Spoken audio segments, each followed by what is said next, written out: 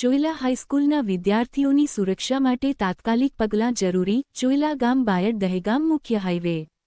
ચોઇલા હાઈસ્કૂલમાં અભ્યાસ કરતા વિદ્યાર્થીઓને દરરોજ મુખ્ય રોડની બાજુથી પસાર થવું પડે છે, પરંતુ અહીં વિદ્યાર્થીઓ માટે સુરક્ષિત ફૂટપાથની સુવિધા ઉપલબ્ધ નથી, જેના કારણે અકસ્માતનું જોખમ ઊભું રહે છે.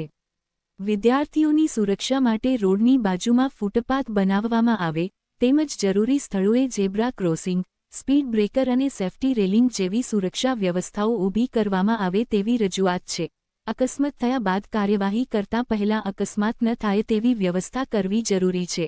આ કોઈ રાજકીય મુદ્દો નથી, આપણા બાળકોની સુરક્ષાનો પ્રશ્ન છે. અમારી રજૂઆતનો સંપૂર્ણ વિડિયો જુઓ અને આ અવાજને વધુમાં વધુ લોકો સુધી પહોંચાડો.